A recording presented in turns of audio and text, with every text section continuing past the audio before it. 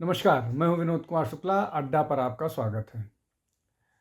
फरवरी 2025 में विधानसभा के चुनाव होने हैं दिल्ली में, लेकिन चुनाव को लेकर के न केवल सरगर्मियां, तैयारियां, बल्कि आपस का जो चुनाव पर एक दूसरे के ऊपर आक्रमण होता है, वो भी बहुत जोर से, तेजी से नजर आने लगा है। आम आदमी पार्टी ने तो ज़्यादातर सीटों पर अपने कैंडिडेट्स के नाम भी घोषित कर दिए हैं और एक बदलाव के तौर पर कांग्रेस ने भी अपने कैंडिडेट्स के नाम घोषित कर दिए हैं। लेकिन ये एक सामान्य प्रक्रिया है। आज हम चर्चा करते हैं दूसरे मसले पर। मसला ये है कि महिला सम्मान योजना आम आदमी पार्टी की एक योजना है, उसको लेकर के कुछ डाटा जो कलेक्ट किया जा रहा था आम आदमी पार्टी के मतलब उसमें सरकारी नहीं, प्राइवेट लोग जो डाटा कलेक्ट कर रहे थे, जो जानकारी हासिल कर रहे थे, उसको लेकर के शिकायत हुई और शिकायत के बाद जो दिल्ली के उपराज्यपाल हैं, उन्होंने उस मामले में एक इंक्वायरी का आदेश दिया है। इंक्वायरी का आदेश के बाद उस पर जांच हो रही है, लेकिन इस पूरे मामले को लेकर के कांग्रेस और आम आदमी पार्टी एक दूसरे के आमने सामने हो गए हैं। जो आम आदमी पार्टी है, आम आदमी पार्टी ने यह सीधे तौर पर आरोप लगाया है कि इस मामले की जांच जो है वो संदीप दीक्षित की शिकायत पर हुआ है और संदीप दीक्षित जो हैं वो भारतीय जनता पार्टी के हाथ में खेल रहे हैं। अब संदीप दीक्षित पूर्वी दिल्ली से 2 बार के सांसद हैं, दिल्ली के पूर्व मुख्यमंत्री शीला दीक्षित के पुत्र हैं और उससे ज़्यादा महत्वपूर्ण बात यह है कि जो नई दिल्ली की विधानसभा है, वहाँ पर अरविंद केजरीवाल के खिलाफ इस बार विधानसभा के दावेदार घोषित किए जा चुके हैं कांग्रेस की तरफ से, आम आदमी पार्टी की तरफ से। अरविंद केजरीवाल तो हैं ही, वो वहाँ से तीसरी बार चुनाव लड़ रहे होंगे। अब इसको समझने की कोशिश करते हैं कि ये महत्वपूर्ण बात क्यों है, क्यों ऐसा है जिसकी हम चर्चा कर रहे हैं। नई दिल्ली की सीट पर हालांकि बीजेपी ने अभी कैंडिडेट नहीं घोषित किया है, बीजेपी ने अभी दिल्ली में अपना कैंडिडेट नहीं घोषित किया है, वो चर्चा में अभी है। अब ये जो पूरा का पूरा मामला है, ये भ्रष्टाचार को लेकर के है कि इस तरह से गलत सूचनाएं और भ्रष्टाचार की बात इस सब के पीछे है। लेकिन इन सब पर भ्रष्टाचार के मामलों की बात होने इसलिए महत्वपूर्ण है कि दिल्ली में जो आम आदमी पार्टी की सरकार बनी थी वो भ्रष्टाचार के नाम पर ही सरकार बनी थी और ये आरोप लगाया गया था सरकार पर, उस समय की कांग्रेस की सरकार पर, चाहे दिल्ली की सरकार हो चाहे केंद्र की सरकार हो, ये आरोप लगाया गया था कि वो सब भ्रष्ट हैं। शीला दीक्षित पर भी भ्रष्टाचार का आरोप लगाया था और अरविंद केजरीवाल की पार्टी, आम आदमी पार्टी, जिसके वो संयोजक हैं, उन्होंने ये कहा था कि हमारे पास 300-350 पेजेस की रिपोर्ट है जो इन लोगों को जेल पहुंचाएगी।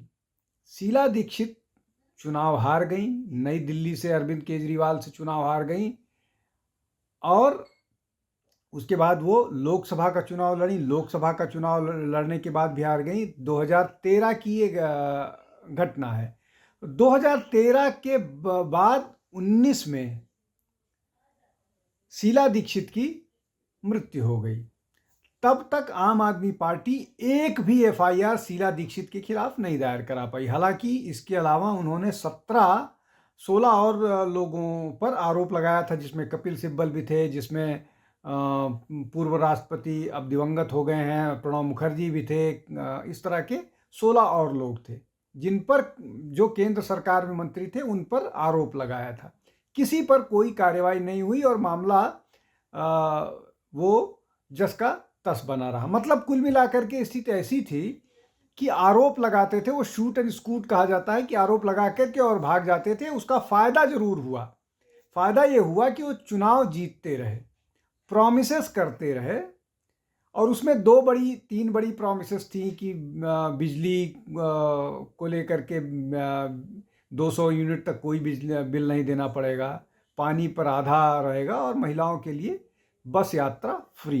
लेकिन बस यात्राओं को लेकर के कि 1000 बसेस, 10 इलेक्ट्रिक बसेस, 10,000 और बसेस, ये सब कुछ नहीं हुआ। जमुना साफ नहीं हुई, पूर्वी दिल्ली कैंपस नहीं बना, स्कूल नहीं बने, 500 नए स्कूल बनने थे, नए और कॉलेजेस बनने थे, वो सब कुछ नहीं हुआ। खैर, आज उस पर नहीं चर्चा करेंगे। अब मसला ये है कि भ्रष्टाचार का आरोप लगा करके दिल्ली में सरकार बनी। दिल्ली की मुख्यमंत्री जो 15 साल तक 3 टर्म तक मुख्यमंत्री थी, वो अपना चुनाव हार गई और इस तरह का भ्रष्टाचार का आरोप लगाया। उनको ये भी बताया गया कि उनके घर में कितने एसी हैं, कितना यूनिट बिजली जाता है, और जो अभी अरविंद केजरीवाल जिस घर में रह रहे थे उसमें कितने एसी इस्तेमाल होते थे, उसमें 22, 23, 40 करोड़ रुपए को उसको रेनोवेशन में खर्च हुए, वो फिर एक अलग मसला है। मूल मसला ये है कि भ्रष्टाचार के आरोप में दिल्ली की सरकार गई। भ्रष्टाचार के आरोप में अरविंद केजरीवाल जेल होकर के आए लगभग साल भर। उनके उप मुख्यमंत्री 2 साल से ज्यादा जेल में रहे। उनके एक मनीष सिसोदिया उप मुख्यमंत्री, उनका एक और मंत्री सत्येंद्र जैन जेल में था। राज्यसभा एमपी संजय सिंह भ्रष्टाचार में जेल जाके आए हैं, 6 महीने वो भी जेल में रह के आए हैं। और बहुत सारे लोगों पर बहुत सारा आरोप है। आतिशी पर भी, जो अभी की मुख्यमंत्री है, उन पर भी बहुत सारे आरोप हैं और रोज ये कहा जाता है कि इनकी गिरफ्तारी हो सकती है, उनकी गिरफ्तारी हो सकती है। तो जो सरकार भ्रष्टाचार के आरोप में दिल्ली में, जो राजनीतिक दल भ्रष्टाचार के आरोप में दिल्ली में सरकार आई, उस पर लीकर स्कैम से लेकर के अनगिनत भ्रष्टाचार के मामले सामने आए हैं। पंजाब में भी बहुत सारे लोग हैं जिनको भ्रष्टाचार के आरोप में गिरफ्तार किया गया। यहाँ तक कि एक मंत्री को तो आम आदमी पार्टी की सरकार ने खुद ही सैक किया। खैर, अब जो राजनीतिक दल भ्रष्टाचार के नाम पर सरकार में आया, ऑस्टेरिटी के नाम पर, मितव्ययिता के नाम पर सरकार में आया, वो ना भ्रष्टाचार पर कंट्रोल कर पाया और ना मितव्ययी हो पाया। लेकिन अब इंटरेस्टिंग बात इसमें यह है कि अरविंद केजरीवाल, जिसने विधानसभा का चुनाव शीला दीक्षित को 2013 में हराया था, अब उन्हीं शीला दीक्षित के पुत्र उनके खिलाफ चुनाव मैदान में हैं। अब संदीप दीक्षित के बारे में बाकी सब चीज़ें तो अलग हैं, लेकिन उनके ईमानदार होने पर और उनकी राजनीतिक सूझबूझ समझ पर किसी को कोई संदेह नहीं है। तो आम आदमी पार्टी के लिए, तब जब आम आदमी पार्टी 2013 जैसी न रही हो, 2015 जैसी न रही हो, 2019 जैसी न रही हो, संदीप दीक्षित एक बड़े चैलेंज के रूप में उभरेंगे। अब वो उनको हरा पाएंगे या नहीं हरा पाएंगे, ये तो आने वाला समय बताएगा, और बीजेपी का कौन कैंडिडेट होगा ये बताएगा। लेकिन निश्चित तौर पर अरविंद केजरीवाल के लिए संदीप दीक्षित एक बड़ी चुनौती होंगे। और अगर अरविंद केजरीवाल को संदीप दीक्षित ये चुनाव हरा देते हैं, तो ये मान के चलिए कि जो समय का चक्र है उसने एक पूरा चक्र कंप्लीट कर लिया है, और ये एक स्वीट रिवेंज होगा दीक्षित परिवार के लिए।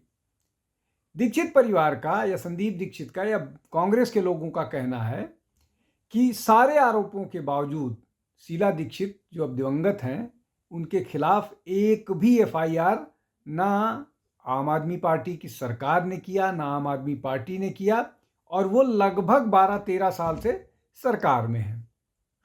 दूसरा टर्म इनका पूरा होने जा रहा है, और 6-7 महीने पिछला भी था उनका जब मिड टर्म में थे। तो ये एक महत्वपूर्ण मसला है। अब इस मसले को लेकर के आम आदमी पार्टी और कांग्रेस की तू मैं हो गई है, शुरू हो गई है। आम आदमी पार्टी ये कह रही है कि संदीप दीक्षित भारतीय जनता पार्टी के हाथ की कठपुतली हैं और भारतीय जनता पार्टी जैसा उनसे चाह रही है वो ऐसा कर रहे हैं। दूसरी तरफ संदीप दीक्षित ने आम आदमी पार्टी को ये चैलेंज दिया है, उनको ये चुनौती दी है कि उनके पास अगर इस तरह का कोई प्रमाण है जो उनको इस बात का सबूत दे पाए कि कोई भी अंडरस्टैंडिंग उनकी और भारतीय जनता पार्टी की है, तो वो उसको दिखाए, उसको प्रमाणित करे, नहीं तो एक बार फिर उनका झूठ साबित होगा। और संदीप दीक्षित ने यह भी कहा कि वो एक तीखे आलोचक रहे हैं भारतीय जनता पार्टी के, तो उनके साथ, भारतीय जनता पार्टी के साथ कोई उनका साठ-गांठ होने का तो प्रश्न ही नहीं उठता है। अब मसला यहाँ पर फिर घूम फिर करके वही आ गया है कि आम आदमी पार्टी के पास अब बताने के लिए, दिखाने के लिए कुछ नहीं है। भ्रष्टाचार जिसके दम पर लोग उनके साथ लामबंद हुए थे, उस पर वो एक्सपोज हुए हैं। ऑस्टेरिटी के नाम पर वो एक्सपोज हुए हैं। पुलिस बंदोबस्त को लेकर कि पुलिसिंग उनके हाथ आ जाएगी तो वो बेहतर प्रबंधन करेंगे, उसके नाम पर वो पंजाब में बुरी तरह से एक्सपोज हुए हैं। जिस तरह से पंजाब में एक के बाद एक घटनाएं हुई हैं, वो उसके बाद जिस तरह से संवैधानिक संस्थाओं के साथ या संविधान के साथ मजाक करते रहे और जेल में होने के बाद भी उन्होंने मुख्यमंत्री पद का त्याग पत्र नहीं किया है, इसको लेकर के दिल्ली की जनता में एक नाराजगी है। इसके अलावा जमुना की सफाई को लेकर के, दिल्ली के इंफ्रास्ट्रक्चर को लेकर के, सड़कों में गड्ढे को लेकर के, पानी की सप्लाई को लेकर के, वाटर लॉगिंग को लेकर के, इस तरह के इतने सारे मसले हैं। दिल्ली जो अपनी सड़कों के लिए, अपनी फ्लाईओवर के लिए, अपनी साफ सफाई के लिए जाना जाता था, वो अब वाटर लॉगिंग के लिए जाना जाता है। जमुना में केमिकल्स तैरते रहते हैं, उसके लिए जाना जा रहा है। और ये सब लगातार आम आदमी पार्टी के नेता प्रॉमिस करते रहे हैं कि हम जमुना साफ करके देंगे और भी सफाई करके देंगे। बारिश के समय में जिस तरह से इस बार नई दिल्ली में भी वाटर लॉगिंग, नई दिल्ली के भी लुटियंस दिल्ली जिसको बोला जाता है, वहाँ जिस तरह से वाटर लॉगिंग हुई वो अपने आप में अनप्रेसिडेंटेड था। आज तक इस तरह से कभी नहीं हुआ। मोहल्ला क्लिनिक को लेकर के भी बहुत सारे प्रश्न हैं। और जो ये वाटर लॉगिंग वाला है, ये एक बड़ा मसला है। तो ये सारे मसले हैं, इन मसलों को लेकर के चूंकि आम आदमी पार्टी लगातार घिर गई है, उसके पास कोई जवाब नहीं है, तो वो आरोप और प्रत्यारोप पर आ रही है। और बीजेपी तो अभी कहीं भी सीन में आई ही नहीं है। वो तो अपने कैंडिडेट्स पर अभी चर्चा कर रही है। हालांकि वो सड़क पर और आम आदमी पार्टी के खिलाफ ज़्यादातर मसलों में बहुत एग्रेसिवली आक्रामक है। कांग्रेस अभी सीन में ही नहीं है इस दिल्ली की विधानसभा। अगर वो कहीं सीन में होगी तो वो नई दिल्ली की सीट ही होगी, जहां पर वो मजबूती से लड़ते हुए नजर आएंगे। आज के लिए बस इतना ही। आप हमारे साथ जुड़ते रहिए। बहुत बहुत धन्यवाद। नमस्कार।